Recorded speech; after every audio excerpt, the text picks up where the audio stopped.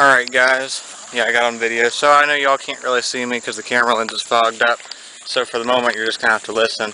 Basically, it was raining this morning and I wasn't able to fly the pigeons.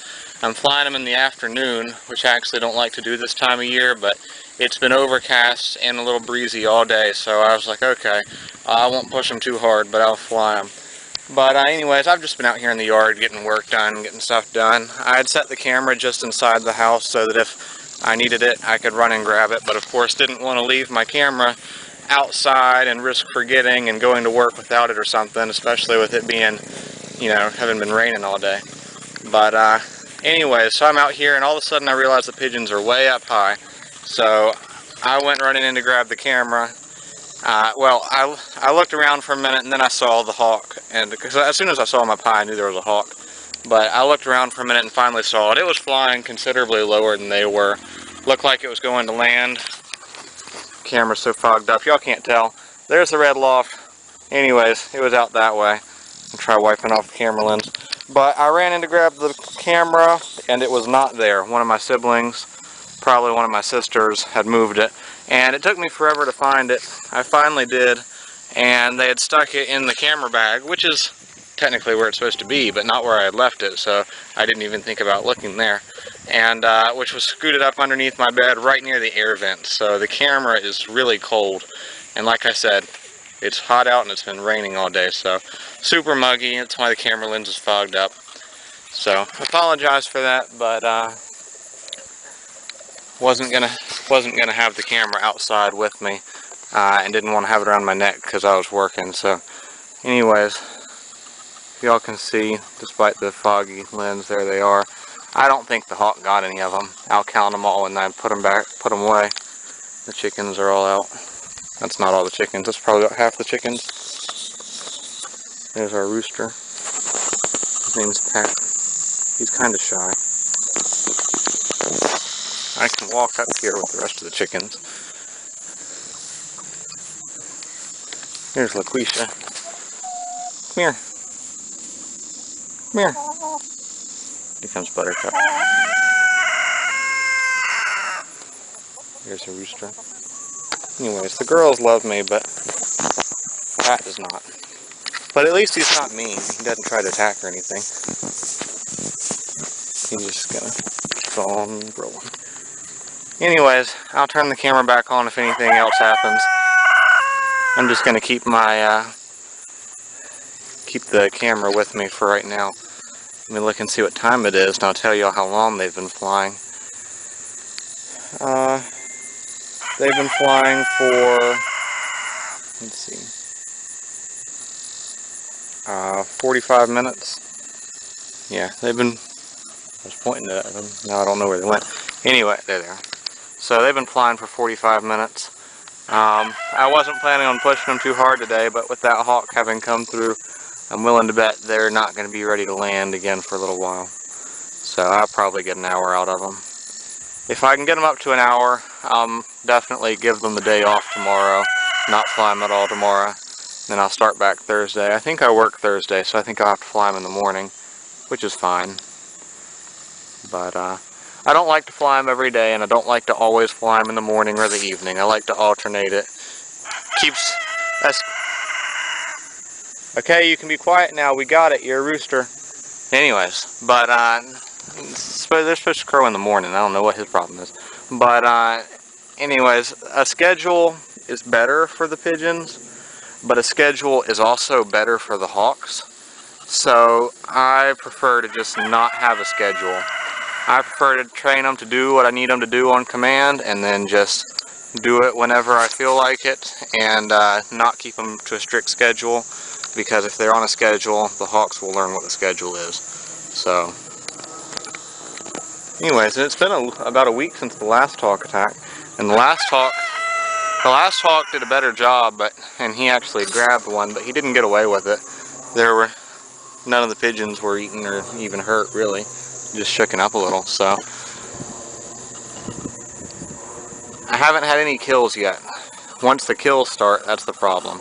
As long as young hawks are coming in here and attacking the pigeons and flying off empty-handed, they are teaching themselves that pigeons are not worth messing with, and they only end in making them tired and frustrated, and they leave hungry, and then they stop messing with them. But once they eat a pigeon and get a taste for pigeon blood, then they start coming back again and again. So anyways, that's a lot of talking I did, so that's it for now. Alright, so it's probably been, I don't know, probably close to 10 minutes. I'm going to look at the time. Anyways, I've basically figured out at this point that they've only got 4 more minutes till they reach an hour. I basically figured out that the easiest way to count them, with there being as many as there are now, is to take a picture of them while they're flying, and then count all the pigeons in the picture.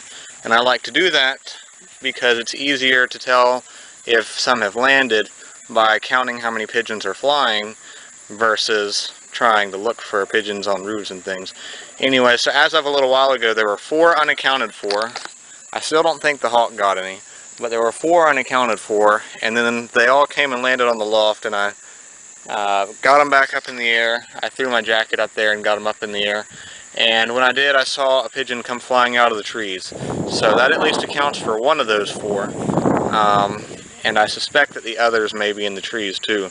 So unfortunately, they are starting to learn to land in the trees, which is, of course, a really bad thing, because it's harder to spot them when they're in the trees. And if you are curious, you can go ahead and pause the video now and count them and see how many there are, or take it back a couple seconds and count them. But I suspect that you'll count 28 if you do. But there are 31 though, so anyways, that's of course bad because it's hard to see them in the trees, which makes it hard to find them. And even if I do know where they are, like if I see them land, it's still hard to get them out of the trees.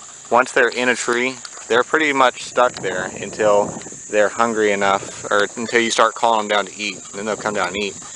That usually gets them down. But of course, we're not wanting them to eat, we're wanting them to fly. So we'll see. But they did rout a little bit when the hawk attacked. They flew off and they were gone for a few minutes and came back. So hopefully here by the end of the week, I'll be able to start flying them home. And when they're flying home, they're going to be a lot less likely to try and land. So we'll see. Of course, that won't, strengthen them very much, or at least not at first, because, yeah, that really doesn't look like all of them. But, because at first I'm only going to fly them home from just over a mile, and then I'll double the distance, which will take them up to 2 miles, and then 4 miles, and then 8 miles, and still, that's not very far. It won't take them but a few minutes to get home. So, anyways, I'm going to put them away here soon, but I'm going to see if I can't get a little longer than an hour. Maybe I can get an hour and 10 minutes out of them today. We'll see. I don't want to push them too hard because of the heat, but they're doing alright for right now, so.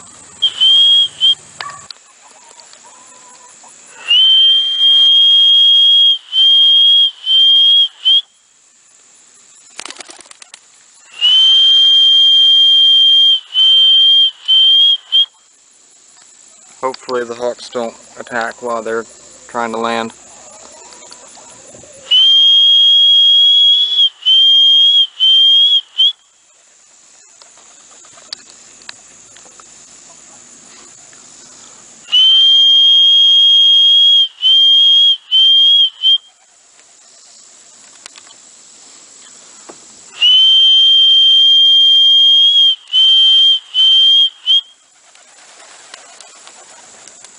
Quite a few landed on the house over there.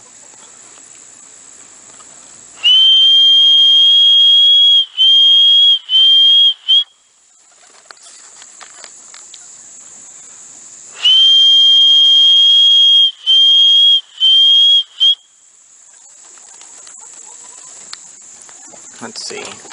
I didn't get Charles out. Let's see if he did. But satin nets haven't eaten very much yet. I'm gonna reuse one. Put the camera around my neck. Sorry guys, terrible filming right here. Just want to try and get these birds off the house. I'm trying to get them in as quick as I can.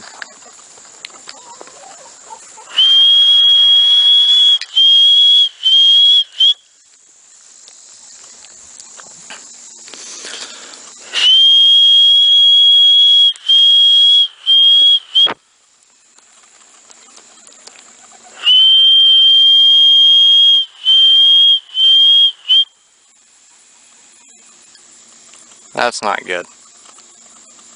I've probably been feeding them a little much just because I'm trying to keep them at a good weight.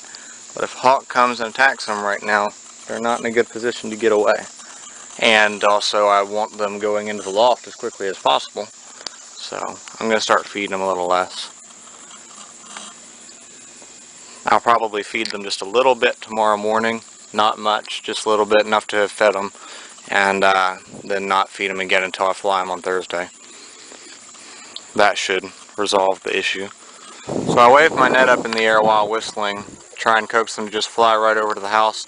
Instead, they're all just flying around. It's probably a little less than half of my pigeons.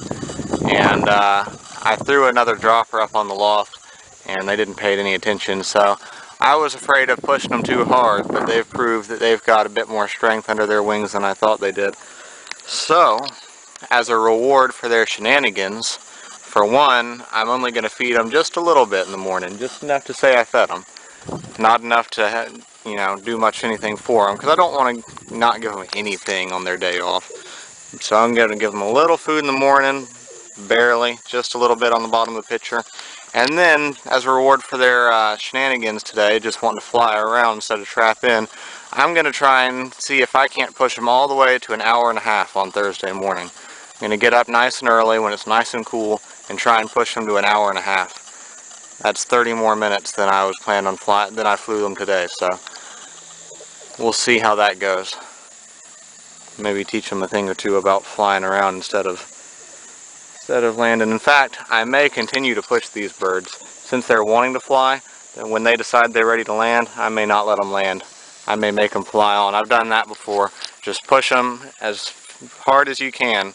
If they're not willing to trap in, every time you land, you send them back up. And I've gotten 20, 30 more minutes out of birds like this. And then when you finally call them down again, believe me, they are ready to come down. So we'll see how that goes. I may not let them land for another 15, 20 more minutes, and if they're deciding they want to fly, I may make them fly hard. So we'll see. They are hungry. They're just not starving or anything. So we'll see how it goes. All right. So in under 10 minutes, I'm not sure exactly. There they go. In under 10 minutes, those pigeons that are still left out here will have been flying for 2 hours. So I'm still not going, and there goes another one right there, probably just came out of a tree. Anyway, so I'm still going to wait until they're tired to put them away. If they'll go longer than 2 hours, then I will let them go longer than 2 hours. What they don't realize, though, is that however long they fly today is how long all of them are going to have to fly Thursday. I'm still not going to fly them tomorrow, and I think I've decided I'm not going to feed them at all tomorrow. Because I fed them too much yesterday, and I think I fed them too much this time too. And all the ones that are in there right now got a lot to eat. So they were able to just completely stuff themselves. There's still some food left in there, so when these pigeons trap in, they'll get to eat. Not as much as they want, but they will get to eat. But the other pigeons stuff themselves, so I don't think I'm going to feed them at all tomorrow. But yeah, at this rate, they're going to be flying at least 2 hours on Thursday. At least. I've also pretty much figured out that I have 4 pigeons that are consistently landing in the trees, because I've counted up how many are in there, counted up how many are flying, and I've still got 4 missing. And I keep seeing 1 or 2 will fly out of the trees and then fly back. So I've pretty much figured out I've consistently got 4 that are doing that. If I can figure out which ones they are, then I will start keeping them in the loft for a little while longer, and then putting them out later so they don't fly as long, which I realize, doesn't make them as strong, but I do not want them teaching the other pigeons to land in trees. That'd be pretty bad. But hopefully at this rate, because this smaller flock here has been ranging a bit, I've seen them go, oh, wrong direction. I've seen them go all the way out there over that hill to where they're just little specks out above that hill. And then they disappear in that direction and that direction sometimes too. So hopefully at this rate I will be, I don't even know where they went. There they are.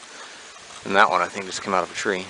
Hopefully at this rate I will do a release on Saturday or something, which will only be from a mile away, but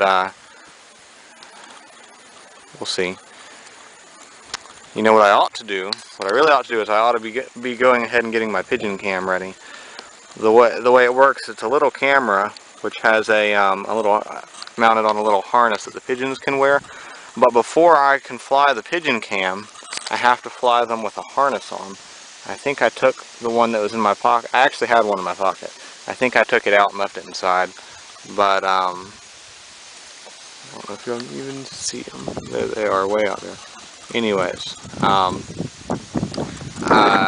sorry. I can't pay attention to the pigeons and y'all. Anyway, so I'll show you all the harness, but I've got to pick a pigeon to put it on, and then I'll make that pigeon wear the harness for a few days. It'll wear it when it flies, it'll wear it while it's in the loft all the time. Y'all know Willie, I think y'all know Willie wears a harness and also loves to sit on my shoulder, so with two of those combined. I actually take Willie places with me sometimes. He's gone to PetSmart and stuff. He went to church with me last week. He actually got to spend some time in the house this morning. He likes to go in the bathroom with me when I shower. He doesn't actually like to get in the water, but he just likes the company and hanging out in the bathroom. But so he gets to do stuff. He's friendly, and you know, I do have a little problem with him biting, but pigeon bites don't hurt, so he gets to go do things. But anyway, there he is right there. See, he wants to be with me. He's trying to figure out how to get to me. Willie. Yeah, now he's distracted. Anyways, he was trying to get to me. Hey, Willie. Hey, Willie. See, now he sees me. He's like, how do I get to you? He says, I'm supposed to be with you. Anyways, but so I'll just make the pigeon wear the harness for a few days, and then I'll start strapping the camera on. I'll do some test runs, just flying them out here in the yard with the camera on, and then I will probably not do, their first few releases will not be with the camera, but after I've got them coming home consistently, I'll start putting the camera on them for releases, and that's the part that's going to be really cool, because y'all have seen that for whatever reason my homers fly pretty low, but when they're coming home they'll fly a lot higher. You'll be able to see a lot more, and with it being more of a straight shot, of course y'all don't know exactly where I live. I haven't told you, obvious reasons, but I know where I live and I know what's around here, so when I go back and look at that video, I know where they are from what I see in the video, and I can know if they go straight home, or if they go the complete opposite direction and then turn around and come back, or if they go way out to the west and then curve back in, or you know, opposite way out to the east, or if they overshoot if they go too far in one, you know, to basically if they're looking, you know, here's release point, you guys are the loft,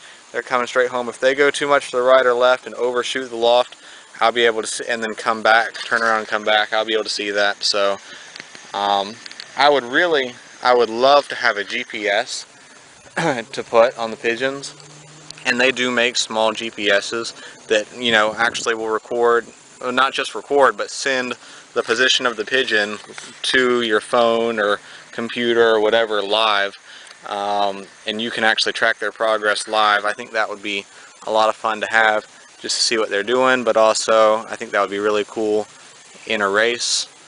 I think I'm seeing a few more pigeons now, so I'm wondering if some of them came out of the trees and they come back over. I'll count them. But anyways, I think that would be cool to have, and they do make them, but they're pretty expensive, so nah, there's no more pigeons there. But anyways, so I would love to do that, but this $30 camera is a much cheaper option, and it's cool to watch the videos. I think they've got a newer version of the camera that I've got, and I think I'm going to buy it at some point and put it on the pigeon, probably after I start flying them with the camera on them, and it'll get me excited about it, and then I'll want the newer, better camera that takes yeah, better video and has a wider angle lens on it. But as of the moment, I've just got a little $30 camera. So, but you don't want to put too much money into something a pigeon is going to be carrying around, because you never know what's going to happen to it. So, I mean, so far I've still got the camera, but I've probably been talking long enough now. They've probably been flying 2 hours, and y'all could tell they didn't really look like they were tired. Yeah, they've been flying about 2 hours now. Y'all know it takes me a couple minutes to get them out of the loft, so it's hard to say exactly, but it's been long enough now that they've been flying for 2 hours for sure. Some of them maybe a couple more minutes, but not that a couple minutes really matters. But anyways, so I'm gonna turn the camera off now, and we'll see how long they go. Who knows? They might go 2.5 hours at this rate. There they are. I mean, they're carrying on just fine. They're flying much higher, riding the breeze. It's getting a little bit windy out here now, and yeah, so we'll see. I'm not going to put them away until they're acting tired. There goes, I think that was morning dove. Dove season starts in a few weeks. Also, for any newbies out there who maybe aren't aware, when dove season, here that means mourning doves, and further out west I think it means ringneck doves, but when dove season starts, keep your birds locked up for the first few days, because as a dove hunter, I can tell you, when you're sitting out there and the doves are not wanting to come in, you start getting an itchy trigger finger. And it is completely legal to shoot pigeons any time of the year. So when a flock of pigeons comes flying over the dove field, especially on a slow day when there haven't been many doves, everyone wants to shoot at them. It doesn't even matter if they're close enough to shoot them. You're shooting at it just for fun. So that's just my advice to y'all. If you don't already know, keep the birds locked up when dove season starts. However, most people, at least around here in North Carolina, deer season starts the week following dove season. So, and the doves get a lot more skittish after the first couple of days. So most people only dove hunt for the first Saturday and then on Labor Day, because Labor Day will be on a Monday, but it's also a holiday, so people will be off work. But then after that, usually there's not too many people out there, and then you can start flying the birds again. I mean, you have to. You can't keep them locked up, otherwise you can't race. But just some advice to y'all. There they go. And there came one out of a tree. That one came out of a tree. I'm calling them down now.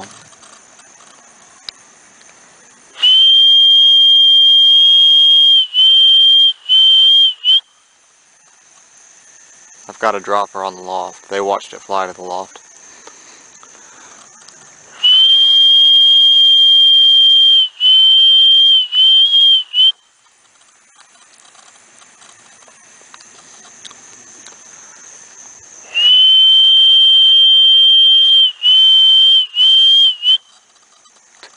Probably would have been better off to throw the dropper up on the house.